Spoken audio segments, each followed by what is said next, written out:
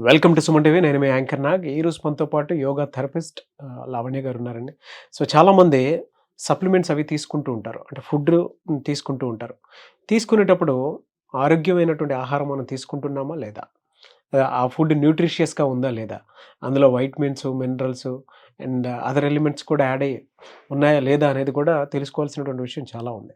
So ఈ nutritious ఫుడ్‌ని ఏ విధంగా తీసుకోవాలి? ఎలా తీసుకుంటే మనం హెల్తీగా ఉంటాము? ఎటువంటి న్యూట్రిషియస్ ఫుడ్‌ని తీసుకుంటే బావుంటుంది అనేది ఈరోజు మనం లావణ్య గారి మాటలోనే అడిగి తెలుసుకుందాం. నమస్తే అండి. నమస్తే అండి. సో మన బాడీకి న్యూట్రిషన్స్ అనేవి ఏవేవి చాలా అవసరం? ఎటువంటి వాటిని డెఫినిట్‌గా ఎప్పుడూ తీసుకోవాల్సినటువంటి అవసరం ఉందంటారు? అసలు న్యూట్రిషన్స్ అంటే ఏంటి? ముందుగా మనం తెలుసుకోవాలి.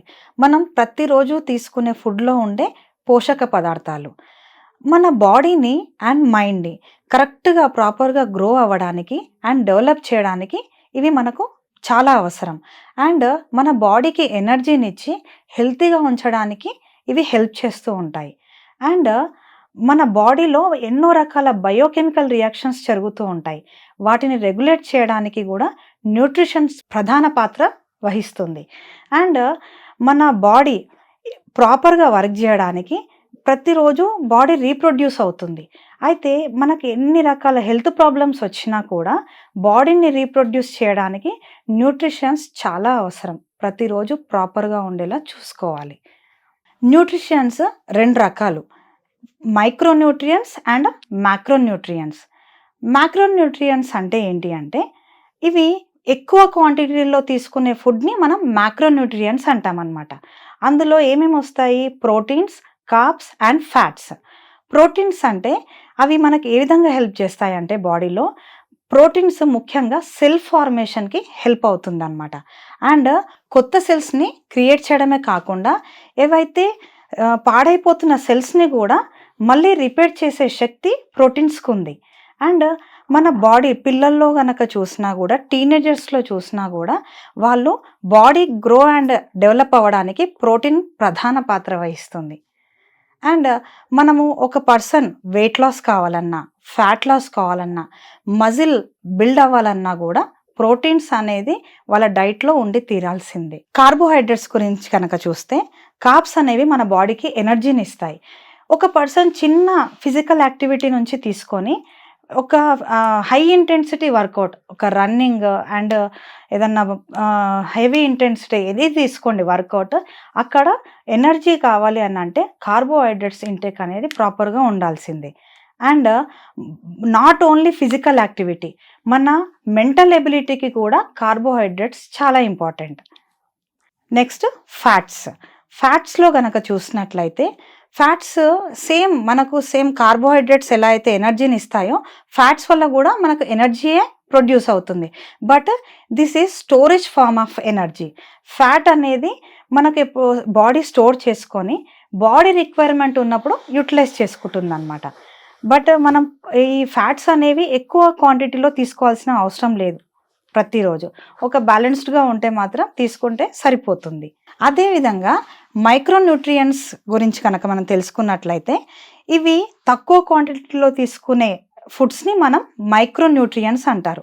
అందులో మన భాగంగా మనకు విటమిన్స్ అండ్ మినరల్స్ వస్తాయన్నమాట. విటమిన్స్ గురించి తెలుసుకుంటే విటమిన్స్ అనేటివి ఏంటి అంటే కాంప్లెక్స్ ఆర్గానిక్ సబ్స్టెన్సెస్. ఇవి మనకు న్యాచురల్గా దొరికే ఫుడ్స్లో మనకు దొరుకుతాయి. In the sense fruits and vegetables. మన బాడీలో విటమిన్స్ మనం తినే ఫుడ్, రకరకాల ఫుడ్స్లో కొన్ని విటమిన్స్ మన బాడీ తయారు చేసుకుంటుంది. బట్ కొన్ని రకాల విటమిన్స్ మన బాడీకి ప్రాపర్గా అందాలి అని అంటే మనం తీసుకునే ఫుడ్ ద్వారా కూడా తప్పకుండా తీసుకోవాల్సిందే. అండ్ మినరల్స్ కూడా న్యాచురల్గానే మనకు దొరుకుతాయి. అంటే ఇవి ఎర్త్లో దొరికే న్యాచురల్ ఇనార్గానిక్ సబ్స్టెన్సెస్. మినరల్స్ని మన బాడీ తనంతట తాను స్వతహాగా తయారు చేసుకోలేదు. మనం ఫుడ్ ద్వారా తీసుకొని తీరాల్సిందే. ఇవి మనకు ఫ్రూట్స్ అండ్ వెజిటేబుల్స్లోనే మనకు పుష్కలంగా లభిస్తాయి మినరల్స్. మనం తీసుకునే ఫుడ్లో ప్రాపర్గా న్యూట్రిషన్స్ ఉంటే సరిపోదు మనం హెల్తీగా ఉండాలి అంటే. దాంతోపాటు అవి తిన్న తర్వాత మనం వాటిని డైజెస్టివ్ చేసుకొని ఆ డైజెస్టివ్ ఫైర్ కూడా కరెక్ట్గా ప్రొడ్యూస్ అవ్వాలి. అండ్ మన బాడీ మెటబాలిక్ రేటు కూడా ప్రాపర్గా ఉండాలి.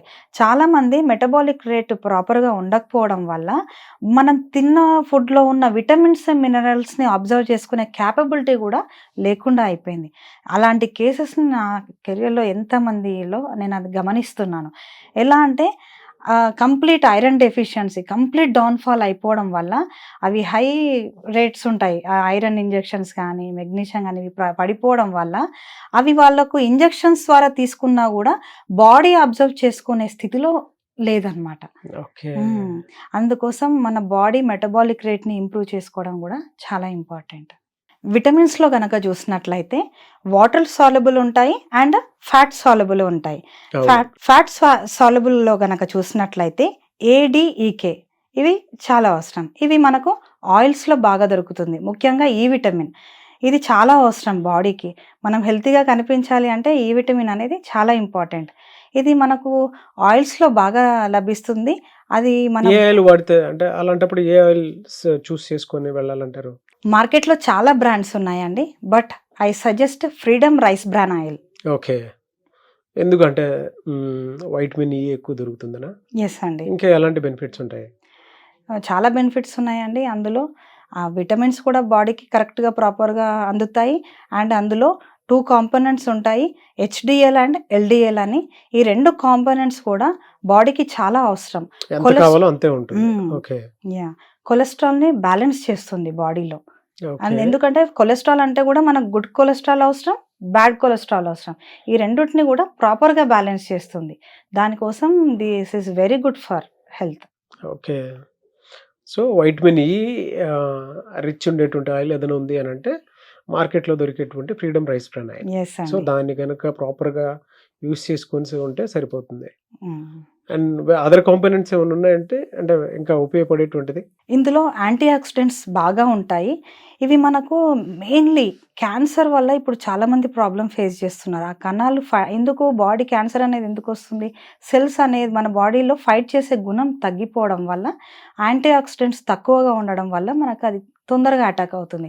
ఆ ప్రాపర్ ఫైట్ జరగడానికి మనకు యాంటీ ఆక్సిడెంట్ అనేది చాలా ఇంపార్టెంట్. సో అది ఫ్రీడమ్ రైస్ బ్రాన్ ఆయిల్లో దొరుకుతుంది. దొరుకుతుందండి.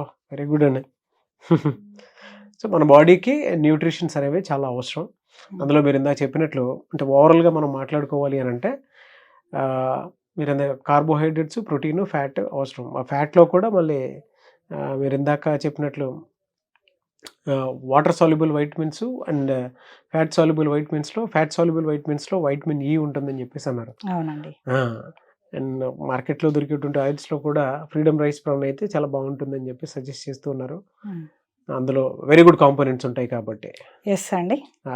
ఎనీవేస్ థ్యాంక్ యూ అండి. చాలామంది మీ వీడియో చూసిన తర్వాత మీ అపాయింట్మెంట్ తీసుకుందాం అనుకునేటువంటి వాళ్ళు ఉంటారు. మిమ్మల్ని అప్రోచ్ అవ్వాలంటే ప్రాసెస్ ఏంటి? తప్పకుండా అండి. కింద స్క్రోల్ అవుతున్న నంబర్ కనుక కాంటాక్ట్ చేస్తే నేను హెల్ప్ చేస్తాను డెఫినెట్గా. ఓకే. థ్యాంక్ యూ అండి. Thank you so much ma'am. Thank you అండి.